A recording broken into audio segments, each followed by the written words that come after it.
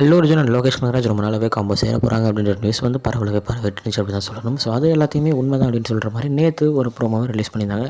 So Maithri makers அவங்களுடைய ப்ரொடக்ஷனில் நம்ம அனிருத்துடைய மியூசிக்கில் அல்லு அர்ஜுனுடைய 23rd ஃபிலிமை நம்ம லோகேஷ் கனகராஜ் தான் இயக்க போகிறார் அப்படின்றத ப்ரோமோ மூலிமா வெளியிட்டிருந்தாங்க. ஸோ ப்ரோமோ பார்க்கும்போதே செம்ம சூப்பராக ஃபயரியாக இருந்துச்சு. ஸோ ப்ரோமோவில் பார்த்தீங்கன்னா ஈகிள், ஹைனா, லயன் இந்த மாதிரி ஏகப்பட்டதாக கொண்டு வந்திருந்தாங்க.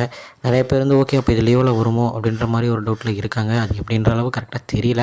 இருந்தாலும் இப்போ வந்து பார்த்தீங்கன்னா கைதி 2 அப்படின்ற ஒரு படத்தை அவ்வளோவா நம்ம லோகேஷ் கனகராஜ் மறந்துட்டார் அப்படின்ற மாதிரி தான் சொல்லணும். ஏன்னா அந்த படத்தை வந்து இப்போக்குள்ளே அது வந்து நடுக்க மாட்டாங்க. அந்த எல்சியூ ஃபினிஷ் ஆயிடுச்சு அப்படின்ற ஒரு ஸ்பீச்சஸும் போயிட்டுருக்கு. ஸோ அது எந்த அளவுக்கு உண்மை அப்படின்றது இந்த படம் வந்ததுக்கப்புறம் இந்த படத்துடைய கதை என்ன மாதிரி இருக்குது அப்படின்றத வச்சு தான் நம்ம அதை முடிவு பண்ண முடியும். ஏன்னா இப்போ வந்து அவர் ஹீரோவாக ஒரு படம் நடிச்சிட்டு இருக்காரு டிசி. ஸோ அந்த படம் முடிச்சுட்டு ஸ்ட்ரைட்டாக இந்த படம் டைரக்ஷன் பண்ண போவார். ஸோ அதுக்குள்ளே நம்ம அல்லு அர்ஜுனும் அவருடைய அட்லி கூட ஒர்க் பண்ணிக்கிட்டு இருக்க அந்த ஃபிலிமை வந்து பண்ணி முடிச்சிருவார். ஸோ அல்லு அர்ஜுனுக்கு தொடர்ந்து 2 தமிழ் டேரக்டர்ஸ் கூட பெரிய படங்கள் வரப்போகுது. அது மிகவும் ஒரு சூப்பரான விஷயம். ஸோ வெயிட் பண்ணி பார்ப்போம். நம்ம லோகேஷ் கனகராஜ் மிஸ் பண்ண அந்த ஸ்பார்க் திருப்பி இதில் வருமா அப்படின்றதையும் வெயிட் பண்ணி பார்க்கலாம். ஸோ படம் வந்து பார்த்திங்கன்னா இந்த இயரில் ஷூட்டிங் ஸ்டார்ட் பண்ணிடுவாங்க அப்படின்ற மாதிரி சொல்லியிருக்காங்க. பட் ஆனால் அவருக்கு இப்போ வரப்போகிற ஒரு படத்தை தாண்டி தான் இந்த படம் வரும். அதுவும் நல்லாவே தெரிஞ்சது தான். ஸோ இதுதான் இன்றைக்குள்ள வீடியோ நான் வந்து பார்க்குறேன். அது வரைக்கும் உங்களுக்கு இருப்பது உங்கள் ஜஸ்வின். Bye friends.